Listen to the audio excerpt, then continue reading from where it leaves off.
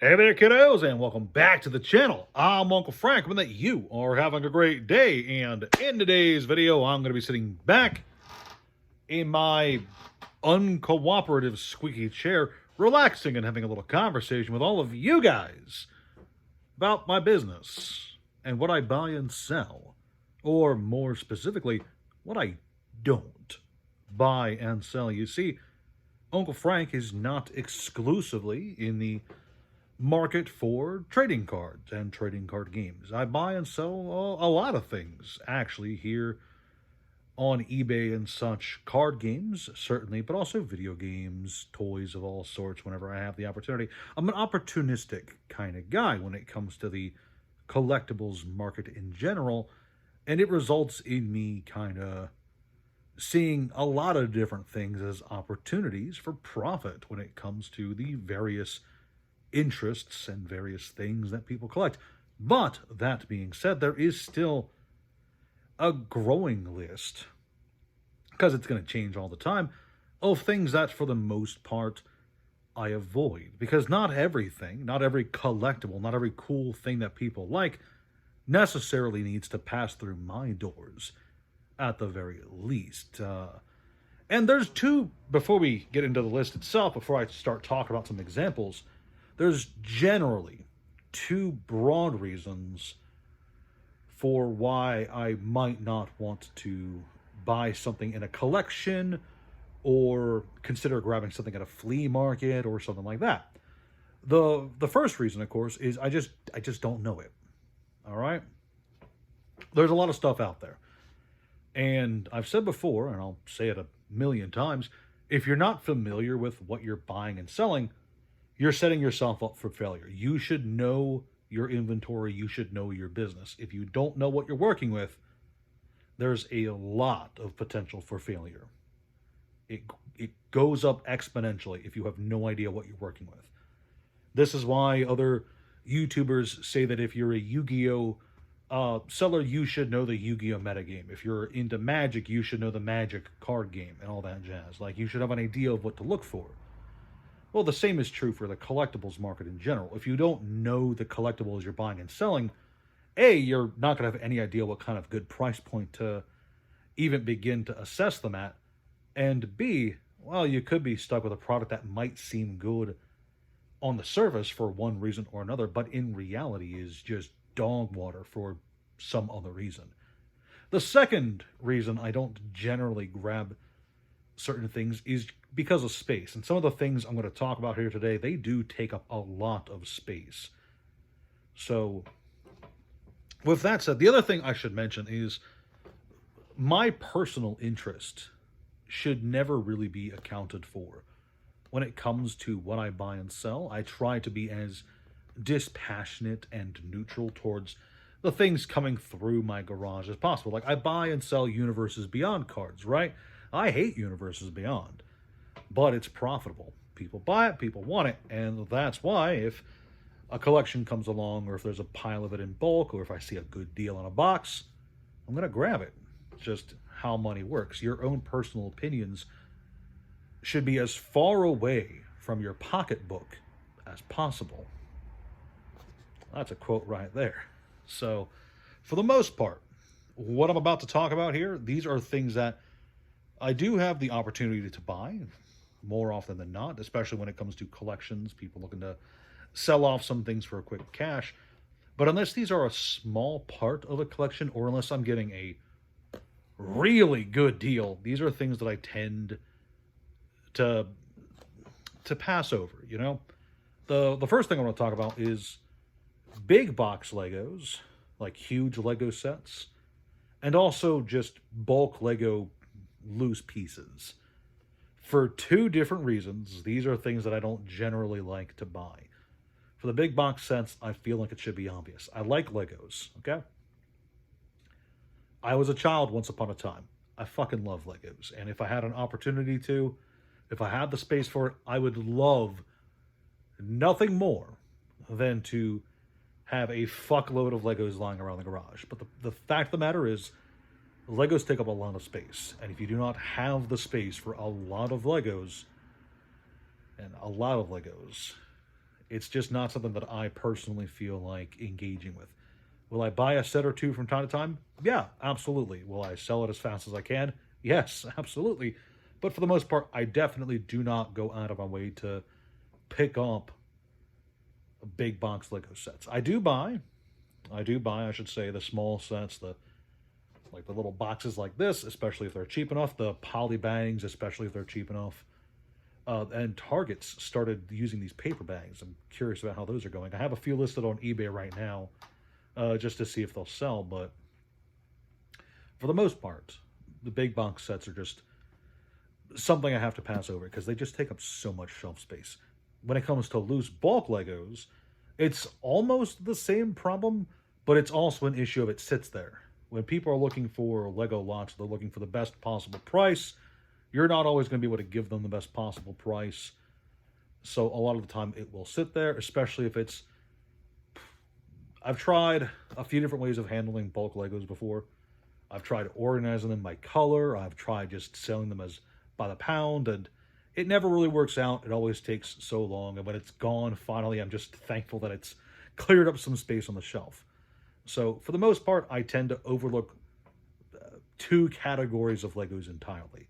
Now, that's not to say if someone shows up with a cheap enough Bionicle that I would say no to it. That's not what I'm saying. It's just that for the most part, I do tend to avoid those bigger boxes. Next up is pop figures, and this one should be obvious. The vast majority, and I do mean 99% of pop figures ever produced are fucking worthless. Yes, there are super rare, convention exclusive, glow in the dark, double sided, multi face. Did I say glow in the dark? Yeah. There's a bunch of super exclusive pops out there that are genuinely worth money. They have a little sticker on them that says they're worth a lot of money, in fact. But for the most part, when pops are brought to me, they are the worthless kind. And I do not have the patience to deal with pop figures. They don't sell, they sit there, they accumulate space. I've seen what they do to more successful businesses than me. Looking at you, GameStop. Why did you do that to yourself? So moving on, comics. Yeah, comics. So comics fall a bit under a different category. I'm not super familiar with all comics. I do read comics. I do engage with enough people who are quite fond of comics. But for the most part, if I buy a comic, it's for me. I have several boxes over there full of comics, in fact. But I don't buy comics for the most part to flip just because they are a pain to ship. And I'll talk about other things that are annoying to ship as well. But comics especially, and if it's going to a collector, someone who wants to get their stuff graded or anything, they will be very nitpicky about the condition upon arrival.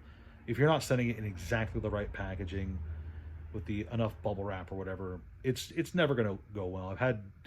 I did do comics for a bit. I've tried a bit of everything for a bit, and it just didn't work out. So I try to avoid comics to flip, again, unless I'm getting like the best deal ever, which doesn't happen a whole lot, especially nowadays when people are all too aware of the price of everything. So there's that. The next thing is model kits. And these are things like, I'm talking about like car models, Gundams, tanks and planes and such. Much like Legos, these can take up a lot of space on your shelf, but they're also, A, very slow to sell. People who want these have all kinds of outlets to get them for cheap. And B, in my experience, the margins on these are super fucking thin.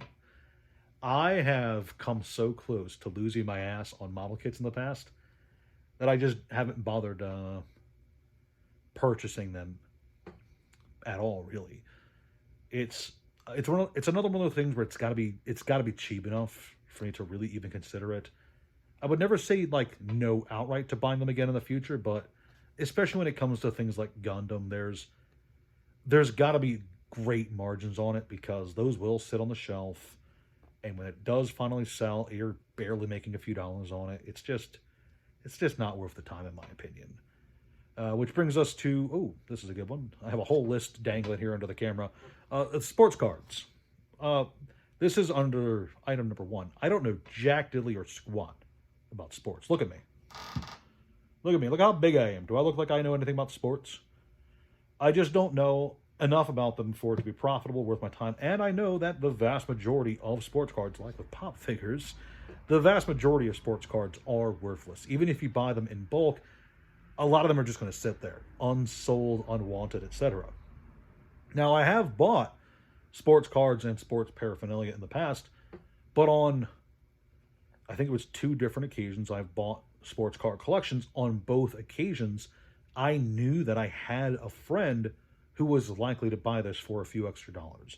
And I did end up selling it to this buddy of mine for a few extra dollars for what I paid. So that was all fine and good, but I don't really consider that business. I just consider that me being the middleman to a buddy of mine. That's not quite the same as flipping on eBay or such, right? So for the most part, like I said, I ignore it. I don't know enough about it. I move on. Which brings me to magazines, which I should have talked about after comics because they have a lot of the same problems. But like comics, they're a pain to ship. You need a special kind of box or what are they called? Envelope for them? Yeah. Bubble mailer? Yeah. Whatever. So you need a special packaging for it. Takes up extra space. Annoying to ship. And also there's way less interest in it. Yes, there's a lot of cool vintage magazines that are really nice. And there is money in it. Do not get me wrong. I've seen the sales. I've looked at all kinds of stuff. But they do sit there for a very long time. And you have to have the right buyer before it moves. And it can take forever for that to line up. So I just ignore it. And then next up we have model trains, which I did buy in the past. Up until relatively recently, in fact, I was buying some model trains and train tracks and such. But for the most part, in my experience, this is an experience-based thing.